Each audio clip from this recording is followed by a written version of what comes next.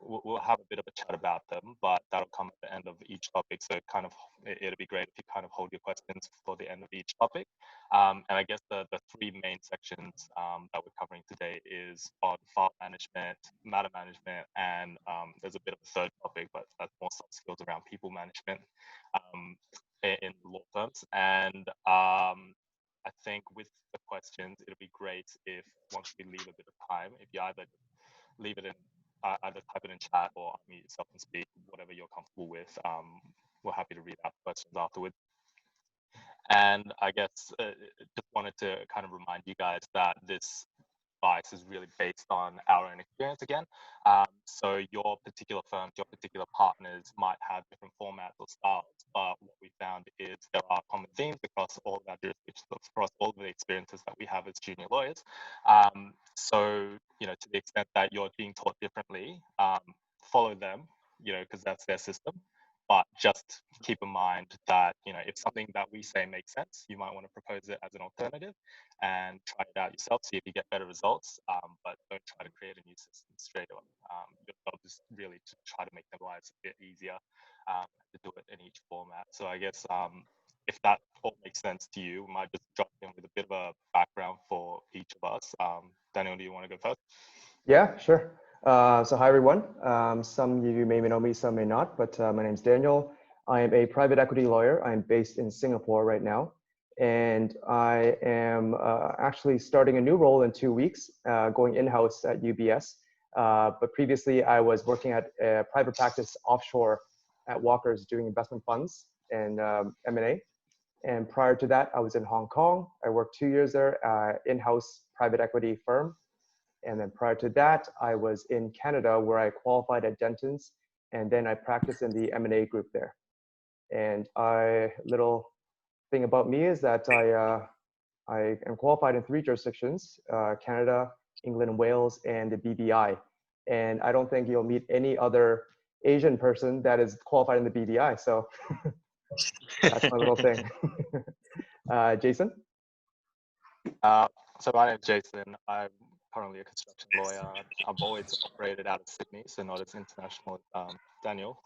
But basically, I've been working as a lawyer or a paralegal for the past 7 or 8 years now, starting during uni. I realized early on that I was never going to be a genius in law school, never going to hit the marks or get a job that way. So try to make it up in terms of work experience, and what I'm trying to share is really just practical tips that I've learned through trial and error, and hopefully that will make sense to you guys as well. All right, great. So as Jason said, we have 3 areas to cover, roughly file management, matter management, and people management. So I will dive into file management first. I'm gonna try the share screen thing.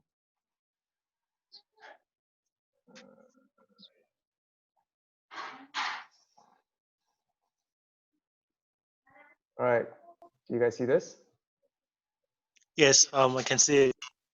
All right, great. All right, let me just go into slideshow mode. All right, so file management. So roughly, we're going to be covering basically 3 things within file management, or 4. 1, Outlook, very important. Except Outlook, you'll be using that constantly. And basically, which like little tips and tricks, basically. Second thing is iManage, which is a document organization system, a file system that many of the major law firms will use. So this is how you can kind of optimize your use. And third thing is naming convention for documents. And then last thing is email convention. So yeah. First thing. All right, just really quick before you dive in, Daniel, I think just as a bit of an overview, some of this really is diving into the details and the practical how-tos. I think just as a general overall thing of what to get out of this, really we just wanted to have a bit of a roadmap that you guys can follow, and these things will pop up during your practice, and these are things that we kind of learned through trial and error or trying to figure out ourselves. But the idea is we don't need you shouldn't have to do every single thing that we're listing or showing you, right?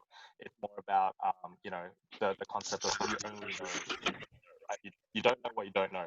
So at least if something like this comes up, you can kind of refer back to this and be like, yeah, I remember there was a general thing we talked about here. We can refer back to it, and this is how we might want to solve this particular problem that we're having. But really, I think the key takeaway is please don't feel pressure to do every one of these things. And if you're missing out on one or two of these things, don't worry about it. The idea is just to give you a bit of a guide and a bit of a understanding of what you can do in those situations. Yeah. Sorry, Daniel. Yep, no worries. Oh, Melissa, can you go on mute for a second? Sorry, there's some feedback. Okay. Anyways, just to add on to that, these are actually a few tidbits or a few hacks that we've noticed. There's definitely a lot more that you can do. So definitely, by all means, this is not the end all and be all. Okay. So first thing is basically this main hack that we have is called creating Outlook rules. This is basically to help you declutter your Outlook inbox because within a day, if it, despite you being a litigator or a corporate guy, you're going to be getting bombardment of emails, sometimes 100 emails a day, 200 emails a day. Some of them are kind of daily news reports, invoice chasing, but they're not all relevant to your practice for that day or what you're doing for that day. So very briefly, I'm sure a lot of you know this, but just a quick reminder, whenever you see an email that you want to create a rule for, you kind of right click on the email, go to rules, and then there's a lot of options here. Click on create rule. And then here you'll get basically a number of conditions that you can set to basically set this email. Usually what I do is I do subject contains. So if the email is fintech updates, right? Type in fintech updates, and any email that has that kind of phrase fintech updates will move to a certain folder that you create. And usually, within the inbox kind of thing, you create different folders. Fintech updates could be one of them. But for clients as well, each client, my practice is that you create a folder for each client, and then within each folder for each client, you may have submatters, right? Because a client may have multiple projects. So generally, that's how I do it. I haven't seen anyone create folders based on dates or practice areas, but that's generally because if you're in a law firm, you're practicing within corporate, practicing within litigation, so you don't need to kind of separate based on practice areas. So I usually go by client. Jason, do you go by any kind of other convention, or do you go by client as well? Oh, you're on mute, Jason. So I do it by client. Sometimes I do it by project, depending on the big ones. I guess this is probably not an area that I spend too much time on, but so I'm kind of curious, Daniel, what do you usually use Outlook rules for, and how has that been the most help for you in terms of like sifting through your inbox and having it all in one like separate places automatically? Yeah, I mainly use it because at my old firm, we got these really annoying conflict checks, and it's firm-wide because we're not big enough to kind of make it regional. So it was firm-wide. So every time there's conflict check in the Cayman Islands, we still got that. So it would flood my inbox in the morning, and I would get kind of mini panic attacks because I wake up and there's 50 emails, but majority of them are just conflict checks. So for me, it started with that, and then later on, I register for a lot of kind of news digests. So I kind of separate those based on practice areas: legal tech, fintech, private equity, that kind of thing. Okay, right. So then the last point is you can basically, throughout your time, you probably create a lot of rules. You can always kind of check back on the rules, top function rules, and then manage rules, and you kind of delete and amend as you will. So once again, that's how you kind of create a rule, and I think it's very helpful to declutter. But you have to be careful though with certain rules. If you type in a generic term, say share purchase agreement, you may have a lot of emails that have that term, and then you end up missing emails. A few times I kind of woke up and checked my emails, and I don't check each subfolder, but then I realized some really important emails have actually been funneled through other subfolders that I didn't get.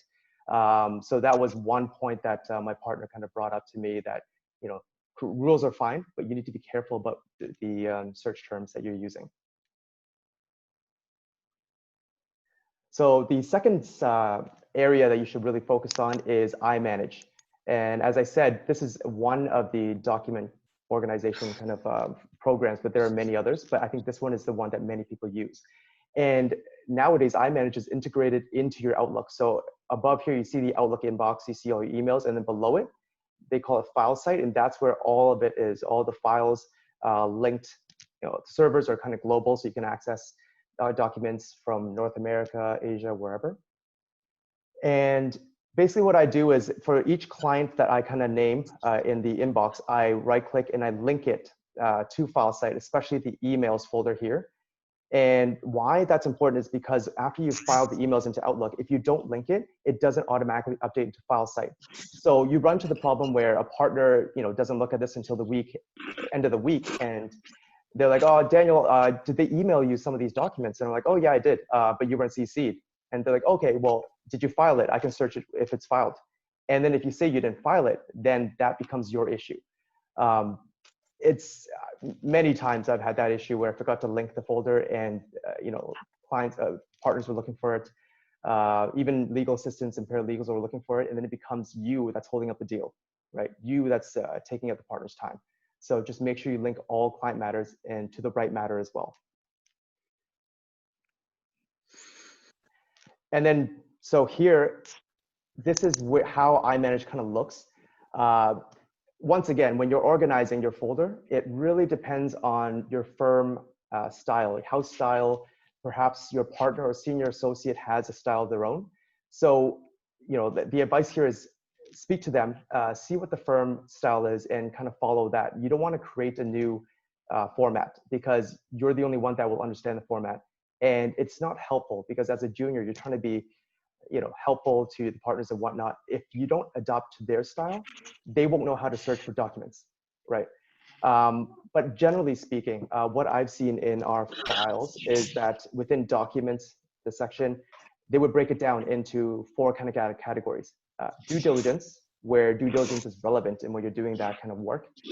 That would include financials, correspondence, not really, I should have deleted that.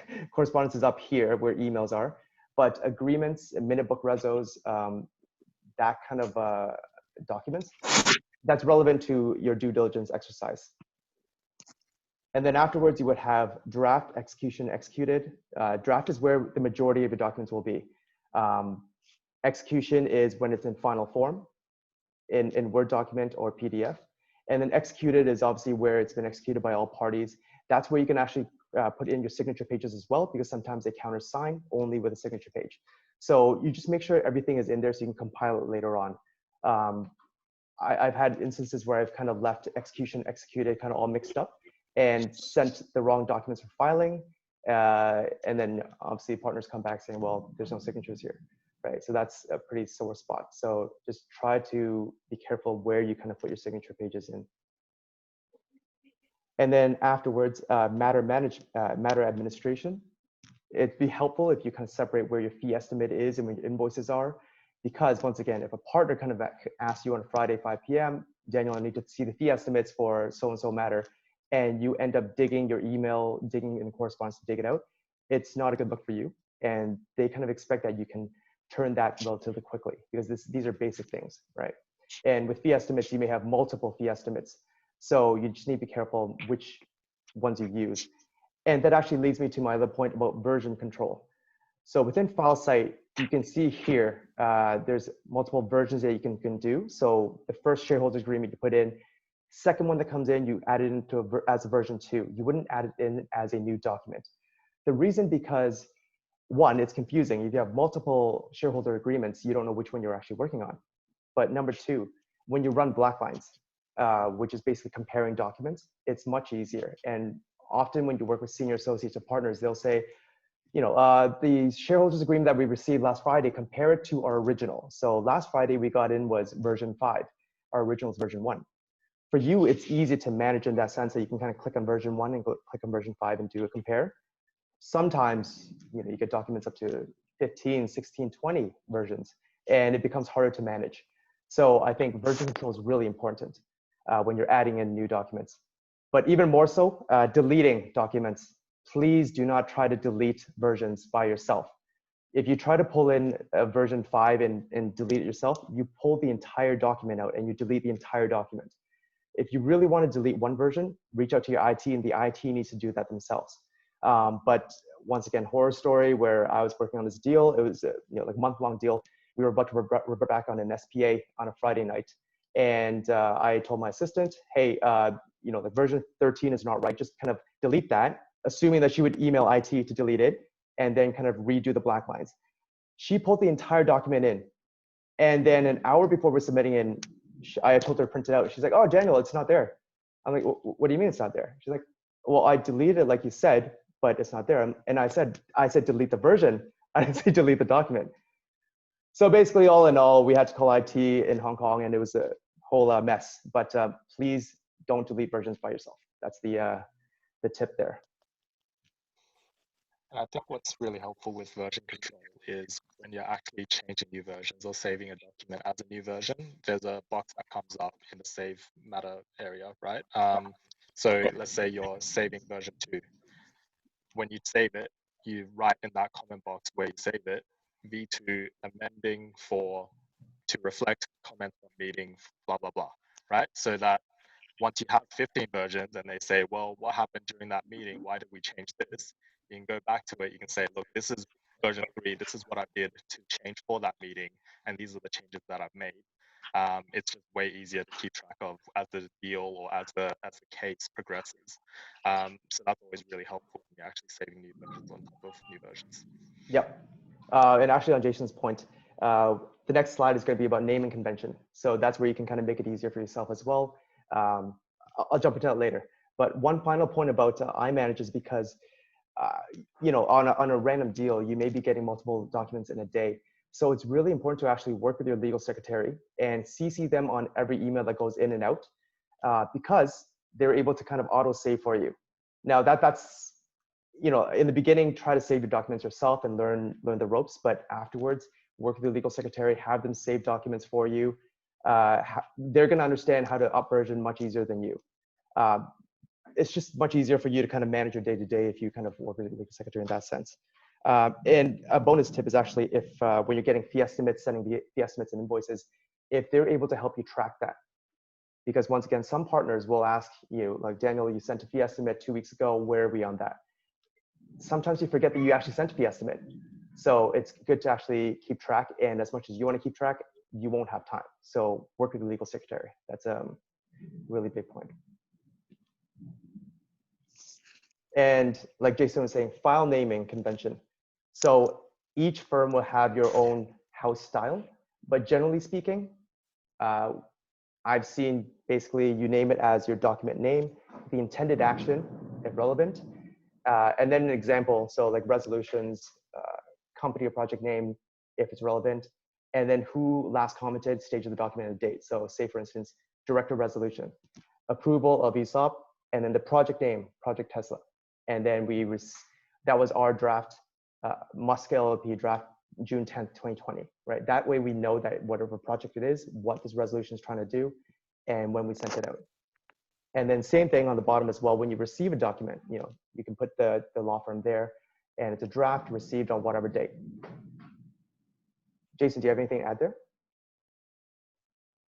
Yeah, this is probably the, like we stated before, follow your firm convention, follow your supervisors or your colleagues' convention on that matter if you're being brought into it. Like Daniel said, he's had some examples. I probably write things a bit differently, but the idea is to keep it consistent and make sure that it makes sense to everyone on that matter. So right now I get brought into all sorts of different matters all the time with different people. So my style is very fluid. It follows whatever they're doing as long as it makes sense, right? So just kind of keep that in mind. Don't do these as hard rules. Try not to just implement your own style without consulting anyone, because there's nothing worse than just having things that make sense to you, but might not make sense to someone who's been on that matter for a while. So I think that's probably the general advice I'd give. Yep, agreed. And a last thing about this is when you actually do your naming conventions, make sure you're consistent, like Jason was saying. But this is more so when you search for documents and when you search for emails. If if your firm policy is to do director resolutions as dir res, that way when you search for director resolutions, you use that format versus typing out director resolutions and whatnot. It's just consistency and makes your life easier when you search or when you ask your legal secretary to actually help you search for documents and emails. And last thing, very briefly, is email convention in terms of titles. I put this up because this one email title I've gotten many times, and it's when you reply so many times that people forget to kind of remove it and you actually lose out on what the email is. So instances like this, feel free to clean up the email. I think after the second read, I delete the rest. And also, if you're on an email chain, and initially you were working once again on like an SPA, and then after a few months later, they use the same email chain and jump into a due diligence review. Feel free to change the email title from SPA to due diligence, because once again, it makes it easier for you to search. And number two, it just makes it more clear what you're on for everyone involved. Sometimes a partner will see the email title and say, oh, I thought we did the SPA already, right? So it's just being helpful, basically, for everyone involved. And if you have a file name, I often put it into the kind of title as well, so you can search the file name easier. Once again, depending on the partner's preference and whatnot, do as you will.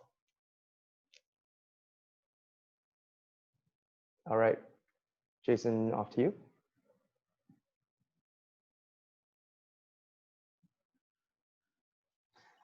I might just give you guys a minute. If you had any questions about that, it might be a good time just to pipe up with them.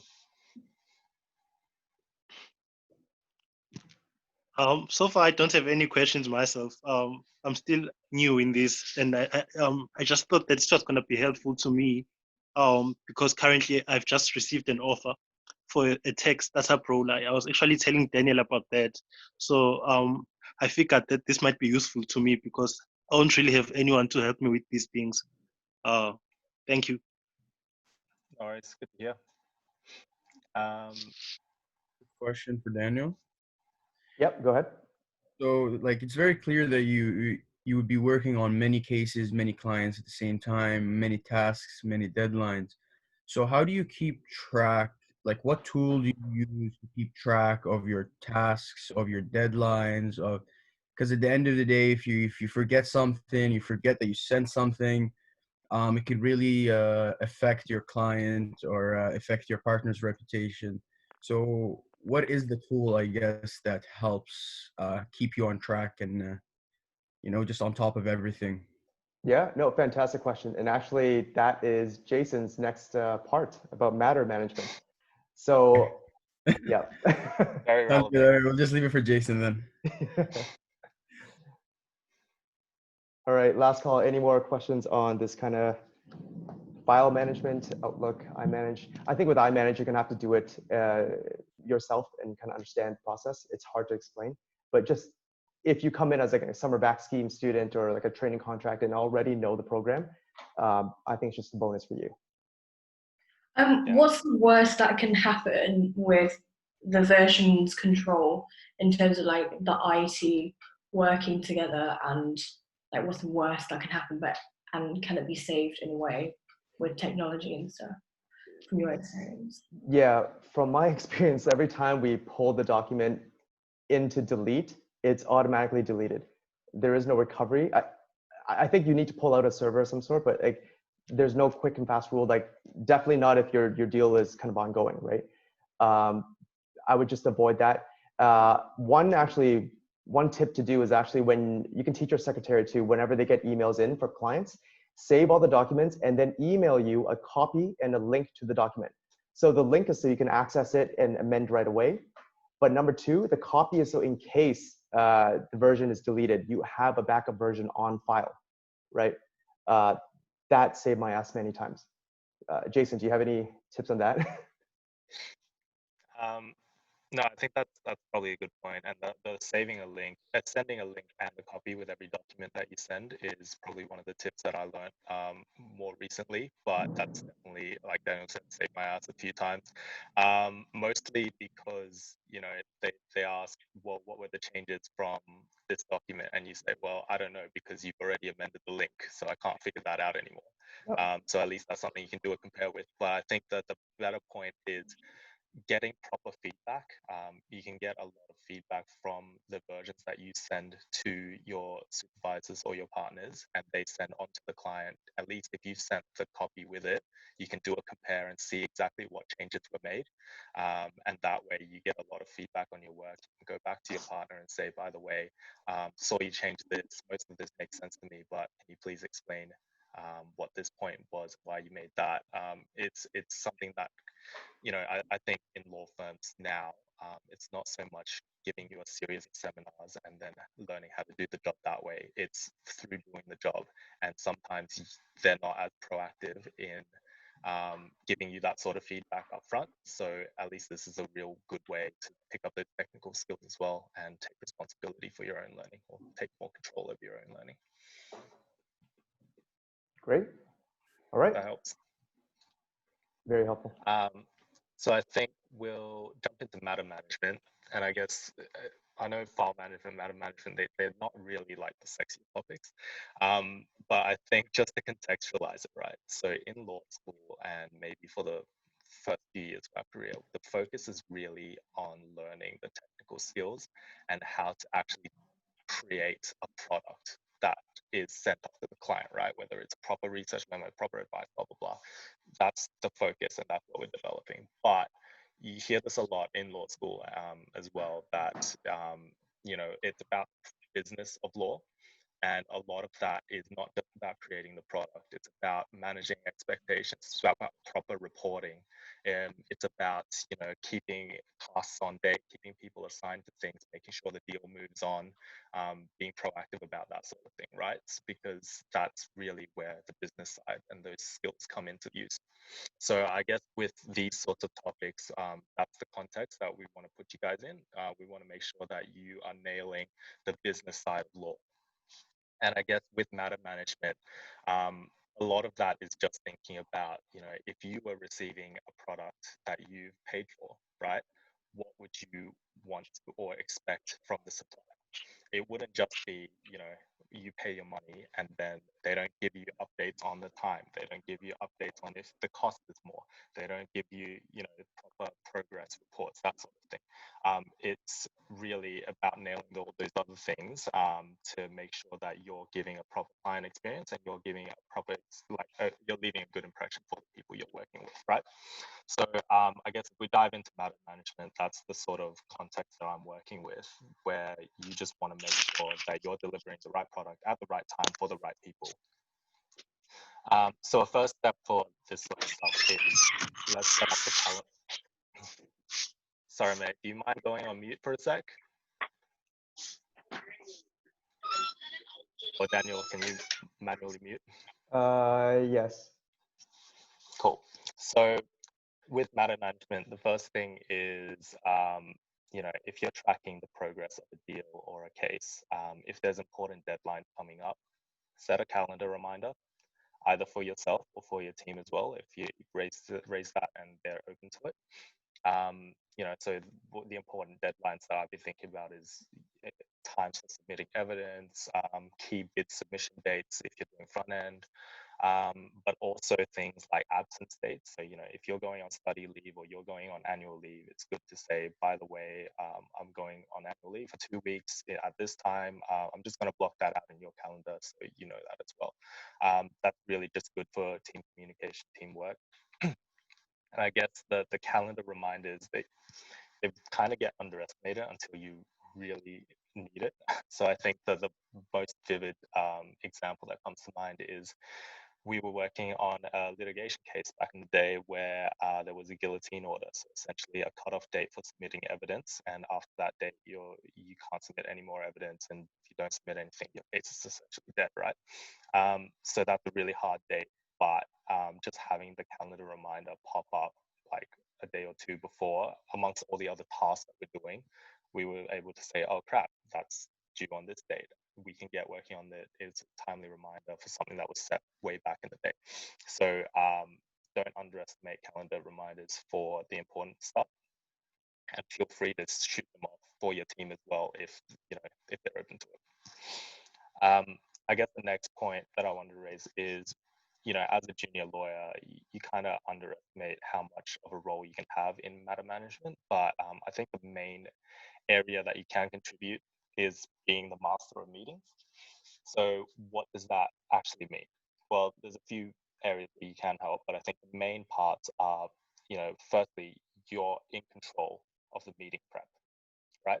So if there's a meeting in your calendar, look at it, say, okay, look, firstly, what are the documents that are required for this meeting? Do you need me to print anything off? Bring it, 2 copies, 3 copies, blah, blah, blah. 2, dial in details. Dial in details or the address of the meeting, right? So it really gets understated, but you have a meeting at 2:30, print off the dial in details so that you can blah, blah, blah, get it all done. Or you have a meeting at this area, get the meeting address, find out how long it takes to walk or, cab there, and at least you're on top of that. So you can say to your partner or colleague or whatever, by the way, we're going to need this much time to blah, blah, blah. So we should go now. And that's really thirdly, just allow enough time. So, 5 minutes before a meeting, if it's your firm, say, hey, by the way, we've got a meeting at this time. Do you want me to go up first, or do you want me to bring up the documents, blah, blah, blah. It just shows that you're really proactive. It shows that you're on top of things, and it's something that the partner or your colleagues don't have to worry about. It gives you a lot more responsibility for these sorts of things and really puts you in a position where you are really a safe pair of hands. And I guess the second part where you can really contribute is kind of obvious, but taking notes in meetings. And what kind of really needs to be done is just there's a few things that are key. You want to take a note of the date, take a look at the attendees, take a note of the time, take a note of the things that are discussed. Don't worry if you don't understand exactly what's being discussed. I once sat through a whole 3-hour meeting where I understood basically nothing conceptually, but I had basically a running transcript of everything that was done. And then at the end of it, I said to the partner, by the way, I understood nothing of that, but here's a list of basically everything that was said. And he was like, wow, okay, yeah, okay, that's fine. I don't understand. I expect you to understand everything. But it's good you at least break down everything so we can cipher through it and, work out what we need to do. But I think that's kind of the outlier. You probably will understand most things as you go through it. But I think once you take those notes, right, what's really helpful as well is just take a few minutes, read through them, and then at the top of it, set out some key points from what you actually discussed, right? So you say, look, here are the action items, here are the people responsible, or here are the things that we actually talked about. So, you look through it later, fine, at least you understand. At least the snapshot, you say, thank you, past me. At least I've, helped out future me. And I think with the notes as well, it's just important to keep in mind, yes, it's something that we do for our own personal, I guess, what we need to keep a matter rolling, right? But it's always important to keep in mind that these notes can pop up in the course of litigation, can pop up in the course of cost reporting down the line. So, if they ask you to justify why was this much time spent on this in cost reporting afterwards, you can say, well, we discussed all these things. These were the actions that came out of it. And that's why we spent this much time. So it's really helpful for those sorts of processes as well. And I guess the next thing is, not all notes have to be complete, perfect file notes. We kind of all receive the template file notes that your firm gives you. It's got like way too much information fields that you probably need, but try to fill it in anyway. I think it's just, if you have a short telecon, what's been really helpful for me is you can just write an email to yourself, copying in the person that was in the meeting as well. If you're using iManage, you can file it into the matter, and you just label the subject line, meeting dated blah, discussing blah, right? So there you go. You don't have to prepare a formal file note. You don't have to transcribe everything perfectly. At least you've got something quick and dirty. It's better to have something in rather than just spending all that extra time, or even worse, just forgetting and not bothering to do it at all. And then I guess the other 2 points I want to make on this is, if you're doing that sort of key point summary and you're reading through your own notes and they don't make sense, feel free to clarify those areas. Say to the partners, say to your colleagues, by the way, this didn't make sense to me. Can you just explain? they'll be more than happy to, and it gives them a really good reference point. It's way better than my example where I just said I don't explain anything. Sorry, I don't understand anything. It's just, you know, they're happy. I think you'll find that most people are really happy to answer specific questions. Where they might have difficulty, and sometimes where I have difficulty giving feedback, is where it's just, hey, how am I doing generally, right? I don't know where to start. I don't know what to explain. I don't know if what I'm explaining is helpful. So yeah, clarify areas that don't make sense. Jason, might And add, then, when you yeah. clarify, actually, it's good to clarify. An added point is, you know, like perhaps it's an area of law that you're not familiar with and you want to ask them what it is about. It's always helpful to do some background yourself to say, you know, I don't understand this area. From what I've read, this is what I think it is, but can you clarify for me? So it shows that you took the initiative to kind of go do some background reading, and then you approach them after you've done that kind of hard work yourself. Yeah, I think that's important. Agree with that. I guess the last point on being the master of meetings is something that you can try to value add in terms of meetings, saying, by the way, I've taken these notes. Can I, or do you think it would be helpful if I circulate an action list to you guys, right? So here, this person's responsible for this is when it's due, this is what is going to be delivered, blah, blah, blah, everyone's clear. And that's for something that's, you know, that can become your responsibility and, you know, come within your control. So don't just think of meetings as they'll bring you along, give you a bit of experience, whatever that means, and you can see how things work. There's actually a real role that you can play in those meetings, and it starts from there. It's foundational skills that build up, but it gets you way more involved and gives them the feeling that you can take on a lot more responsibility afterwards. Next point I want to make just really quickly on time recording. I think you'll find when you start that everyone wants you to submit time as soon as possible, preferably within 3 business days, blah, blah, blah, blah. The timing of that, I'm not going to push too hard. I think it's just best to understand as well that you are essentially communicating with the client when you are writing narratives for the time entries, right? That's going to appear on the bill. That's going to justify what you're doing. And a lot of where I got stuck as well when I was a junior lawyer was just what the hell do you write for the time narratives, right? Because yeah, okay, do I bill for this or do I bill for that? Or what do I write and what sounds professional? Sometimes you get a really brief thing that is just like, okay, considering what, okay, that's not a helpful narrative, right? Or sometimes you end up spending, you know, 10 minutes writing a whole paragraph on the things that you did for something that's only 2 units. It's a balance, but I think the best tip that I have is just ask your secretary, ask your colleague for an example bill that they've received on the matter before, or they've sent out on the matter before. You can look at the narratives and the writing style that they have, and you know, that way it gives you a bit of a reference point for what you write your narratives. The other point is, you know, get a system that works for you. I personally use timers, but you might just have a running list or whatever of keeping track. And then thirdly is don't write off your own time, because I think there's a real temptation that, you know, I took 4 hours to do this legal research task, but I think I should write 3 because someone else would have done it faster and blah, blah, blah, blah. Try to resist that temptation because it's not really up to you. It gives a realistic understanding of how much time is actually needed for a task. And what you're really doing is, firstly, underselling your own efforts.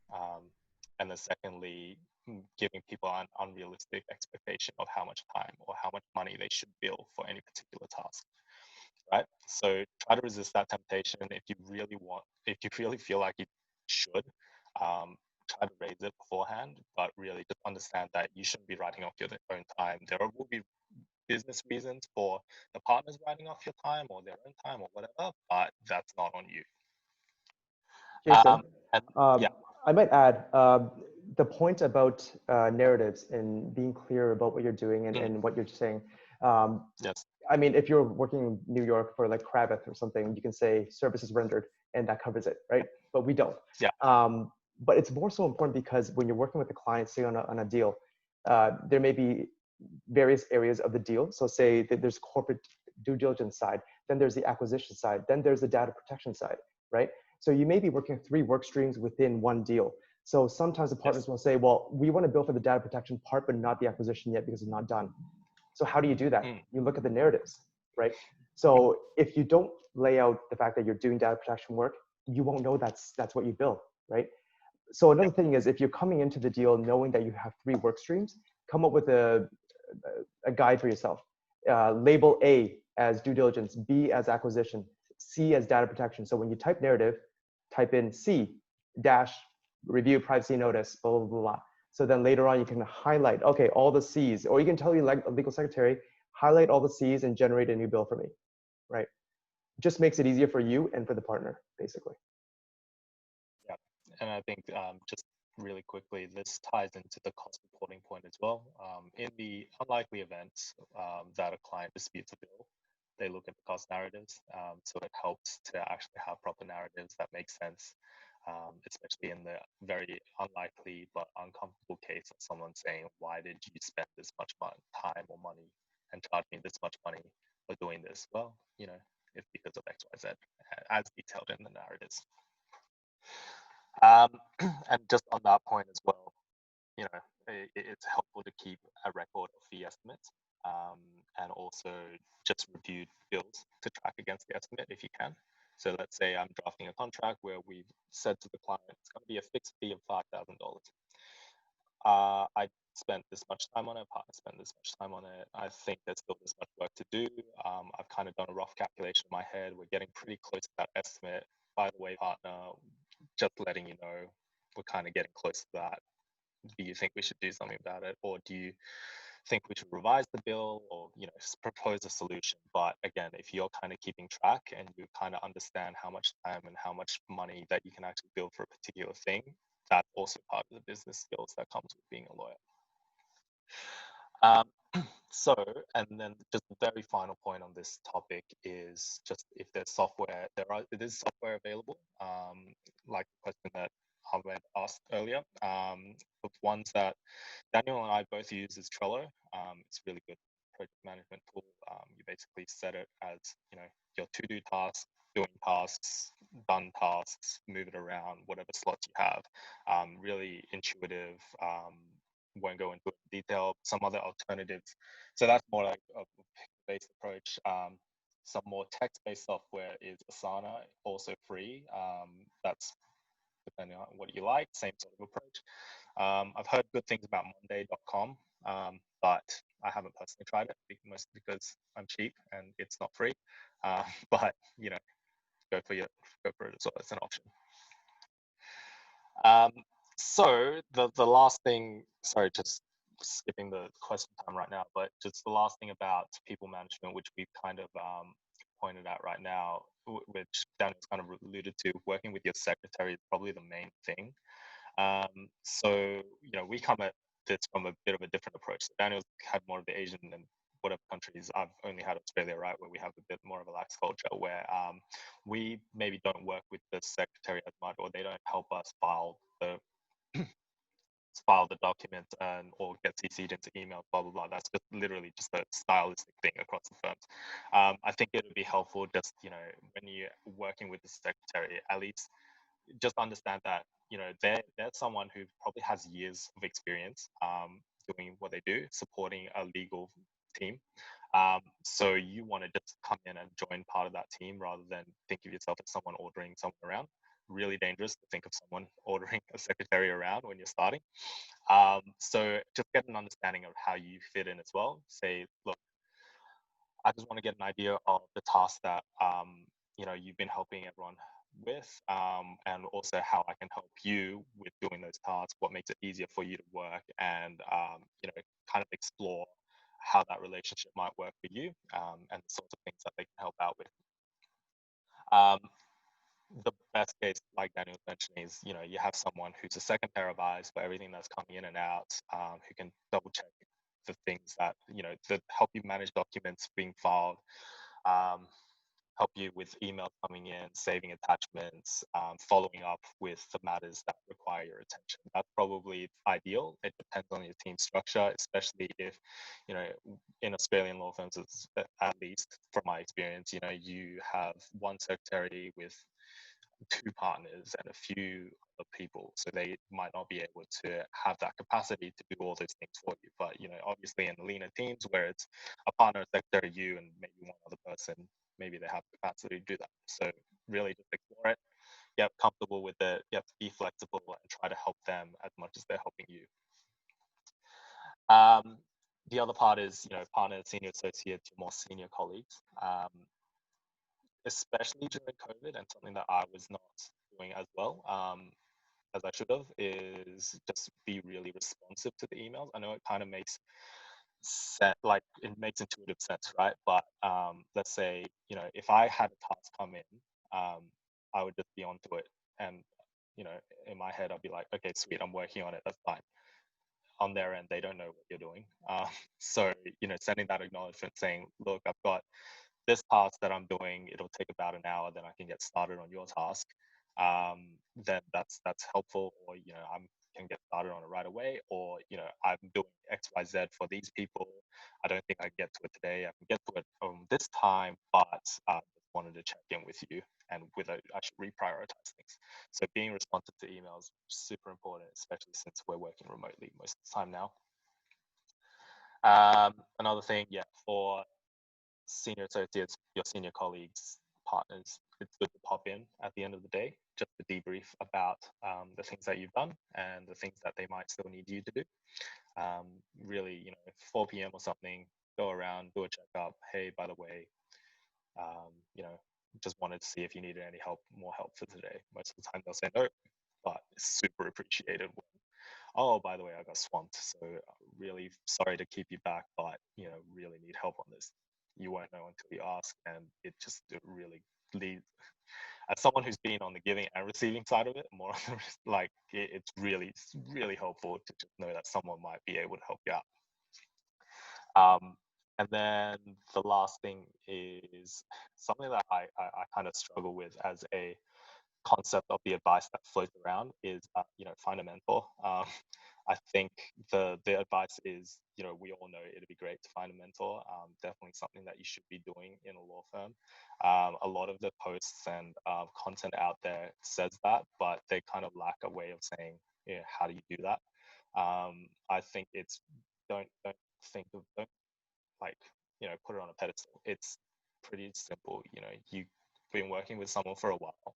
You say, hey, I've really enjoyed working with you. I've learned a lot of things from you. I'd really appreciate it if, you know, I think of you as a mentor already. So I just wanted to let you know that's kind of how I view you, right? It's kind of as simple as that. So don't think of it as like a big unapproachable thing, or how the hell do I do that? It's really as simple as that. I think that's kind of all I had in terms of content. So hopefully that's helpful. We'll have a few minutes for questions, but I guess just before that, Yeah, how about we do our little icebreaker thing? Yeah, that's right. So I think it's really good that we have, how many, 23, maybe, 23-ish participants, or including us, on this call. And as you can see, you're all from different backgrounds, you're all from different jurisdictions, but essentially in a similar stage in your careers. So we, as you know, we've connected with you. We really like that part, but more than that as well, it'd be great if we could connect you guys with each other as well. So what we'd love to know, actually, Danny, you can fill in exactly what we're asking for. Yeah. Yeah.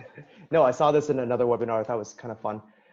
So in the group chat on the right-hand side, just type out your full name. That way we can search each other on LinkedIn, where you're calling from, your stage in your career, whether you're newly qualified or a law student, and what you hope to achieve coming to the session. So I can kick it off.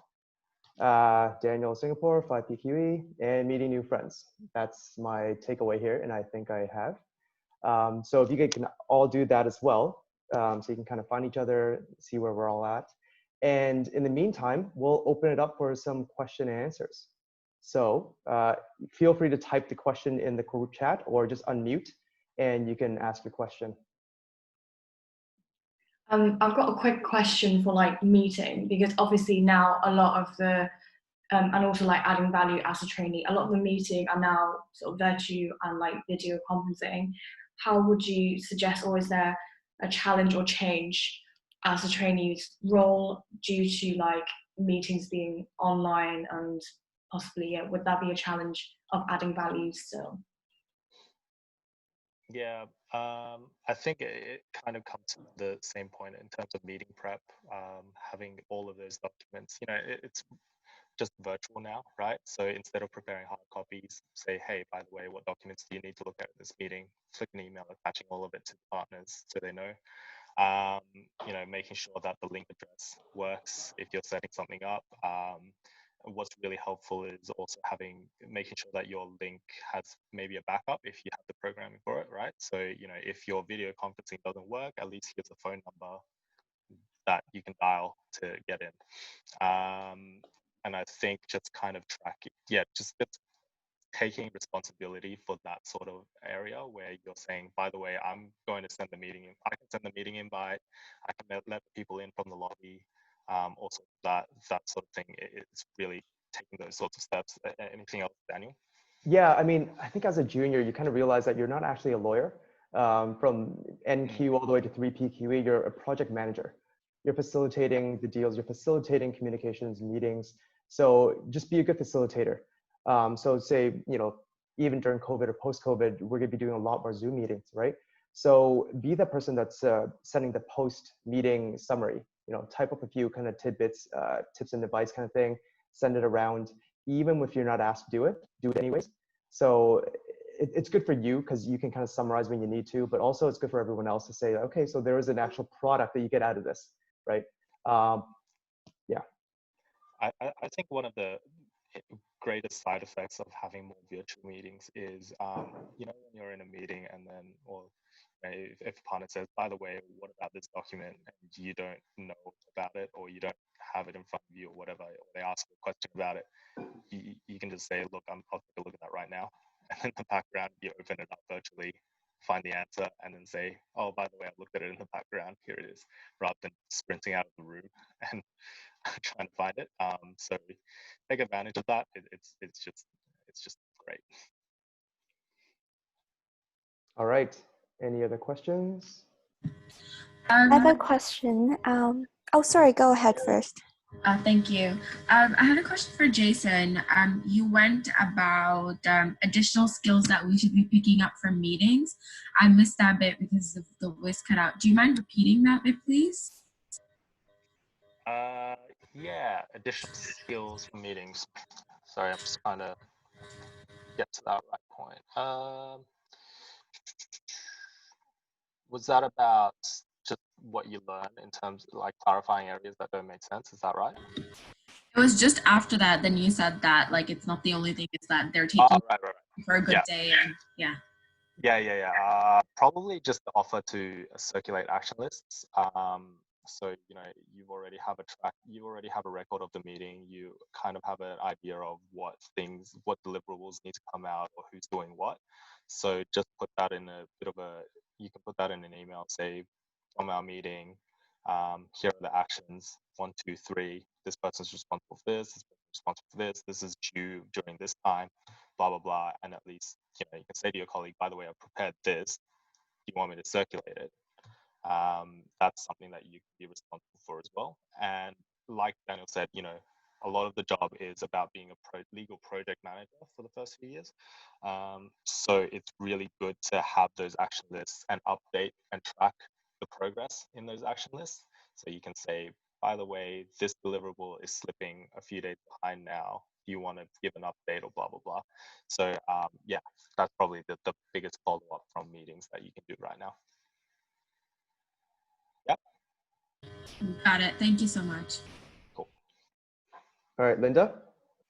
Yeah, so I have a few questions for both Daniel and Jason. So in your practice, how much time in general do you spend on file and matter management on a say, daily basis? And how does that affect your billable hours? And does this change significantly from being an articling student versus junior lawyer and versus senior lawyer? Jason, you go ahead. I was hoping you'd tackle that one first. I think it's, so what we're highlighting is, you know, they're foundational skills that you kind of need throughout your career. What you can find is many senior lawyers often kind of take it for granted that they're going to be doing this sort of stuff as well, like file management, matter management, blah, blah, blah. Where we wanted to give you an overview of is saying, look, as a junior lawyer, you still have a role to play and you can add real value in these processes. So these are the ways that you might want to do it. These are the ways where you can save documents properly, where you can project manage properly, where you can manage a matter properly.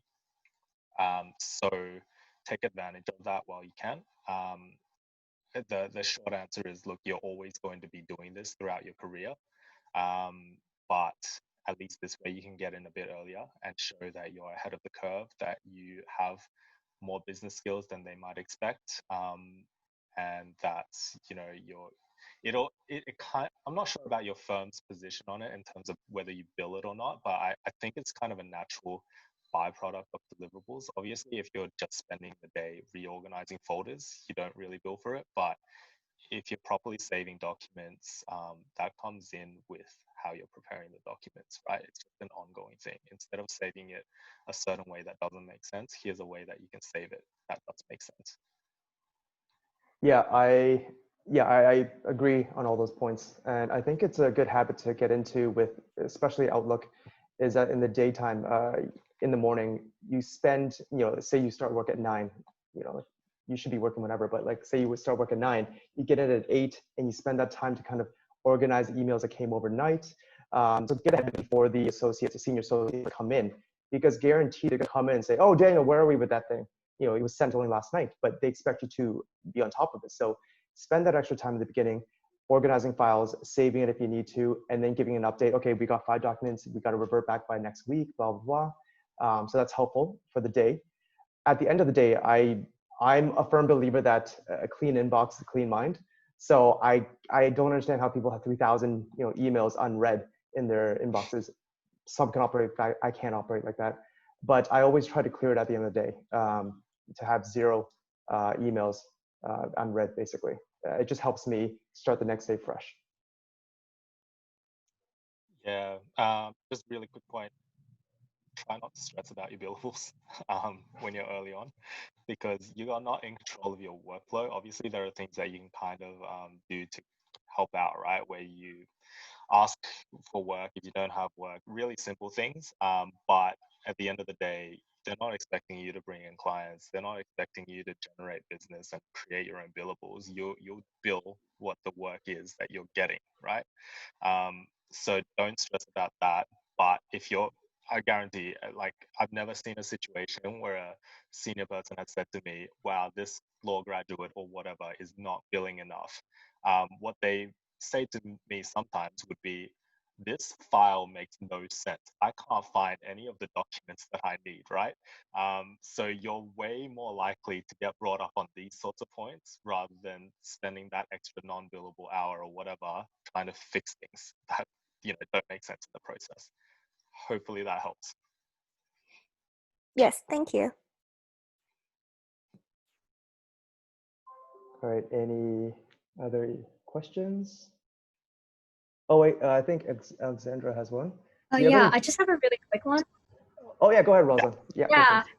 So I think Jason mentioned that like you want to write the right narrative, and that is really important because you will be accounting for multiple work streams, and particularly over matters in different jurisdictions, right? If you're working in an international office. But I just want to clarify, what do you mean by writing the right narrative? Because I thought like with billing, it's kind of just like listing out the kind of hours that you're doing and corresponding that with like the kind of billings or like the expenses that you corroborate with it, right?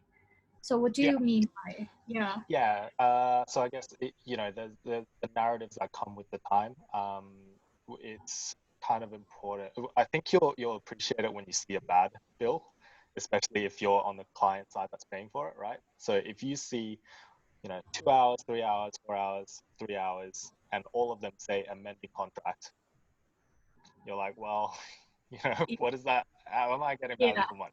If you see chunks saying amending schedules 1 to 3, amending, general conditions, whatever to whatever, and then that's kind of broken down, you can understand it a bit more in terms of how long it takes to actually develop the product.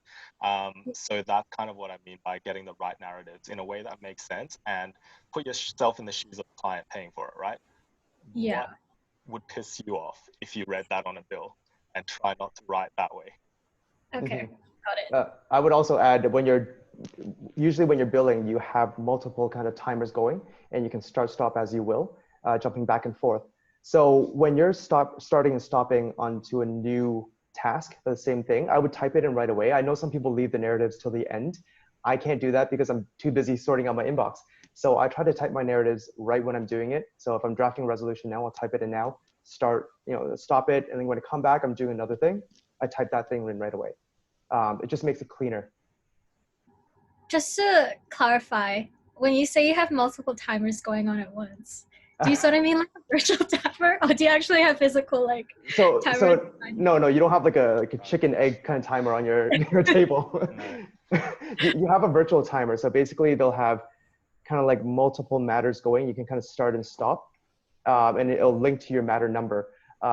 So that's how you kind of manage multiple tasks in the day. So that's what I mean by multiple kind of timers. It's all on your computer, and you'll have a program that does that for you. Yeah, just find the system that works for you. Sometimes it's timers, sometimes it's literally just writing down 0.2, Yeah, doing this. If you want to use your iPhone, go for it. But yeah. And all right, Alexandra's, yeah. Do you have any tips on asking for feedback and how often one should ask for feedback? Yeah, I might tackle this one because I kind of wrote something on it very recently. But the key is being specific about feedback in the first instance. So you finish a matter, you say, by the way, can I get some feedback on how I did with these few things, because these things didn't make sense, right? So the more specific you are, the better feedback you'll get in terms of, you can improve this area by doing this. And you kind of build that over time. Try not to bite off too much feedback in one go, saying, hey, by the way, can I just get some general feedback on how I'm doing these last 3 months? You'll just probably you'll just kind of get like, oh, you're doing great. Or, it just won't be that helpful. So try to be specific. The other thing is the tip with the compares.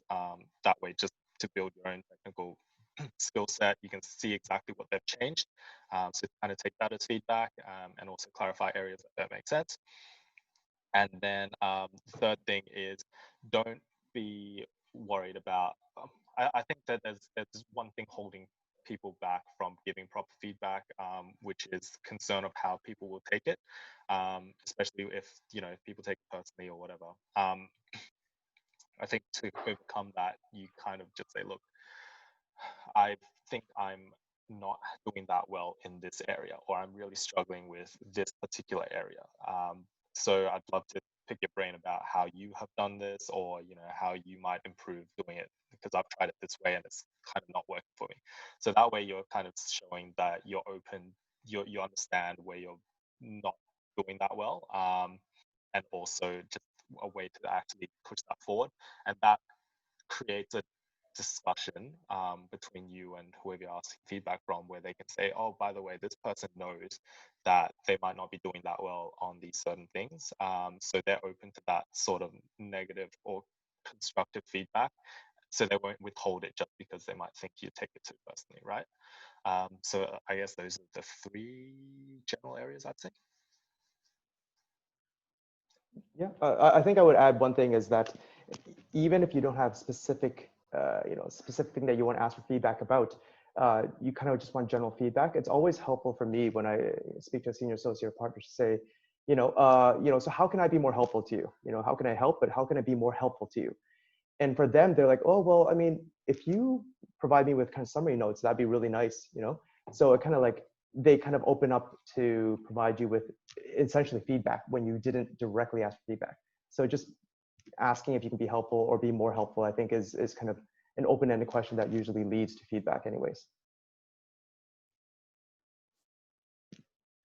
Cool. So I think that might wrap up the questions, but we're a little bit over time as well. I just wanted to say thank you guys for attending.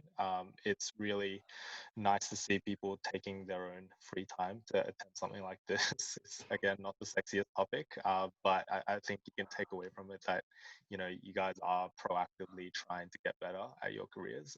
So just keep, you know, planting that seed, growing that seed. It's really that sort of attitude that will make you succeed in a legal career. So don't worry if, you know, sometimes feels overwhelming, or it sometimes feels like you don't know what you're doing. You're at the stage, I think when I read about it, it's called conscious incompetence, right? Where you kind of know that you suck at something, or you're not the best at it, but and that's why it feels really crap for the first few years of your career. But as long as you appreciate it's a learning process and experience comes with making mistakes, then you'll be fine. So really, thank you guys. I think in terms of what we're doing, we'll try to circulate a skeleton. Is that right, Daniel? We'll Yeah. try to circulate a skeleton with the key points from this discussion.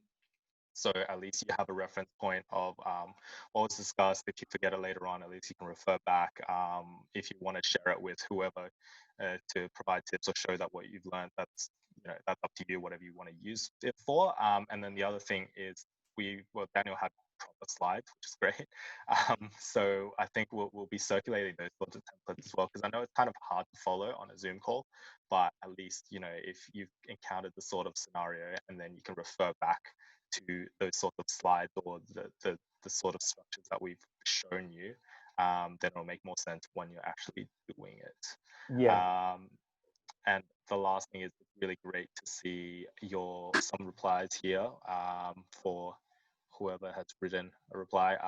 So feel free to keep populating this chat afterwards. But I think that what we might do is put this all together as well and circulate this for you guys as well, so you kind of know what everyone is about and can connect with them. And again, you're all at a similar stage in your careers. So it's just really good to have a community. And I think what's really been interesting is how you can connect over international borders and know where people end up in their careers. So really, we'll try to circulate that as well. Yeah, just to follow up on Jason, thank you guys for coming. We kind of did this spur of the moment kind of thing. We just thought, you know, we're both passionate about helping junior lawyers, so why not kind of team up and just invite whoever and see who would help. So very happy to see all you guys showing up. And going forward, if you guys have any topics you guys want us to discuss, yeah, please. Yeah, please let us know. If we did a poor job, let us know. If my slides were shit, let us know. We love feedback. You know, how can we be more helpful, right? So, yeah. But with that said, thank you for coming out, and yeah, we'll leave it at that. Yeah, we'll keep posting on LinkedIn. Probably is the preferred platform right now. Yes, yeah, add us on LinkedIn. Yeah, and we'd love to hear from you. So open invite. All right. Thank you, guys. Cool.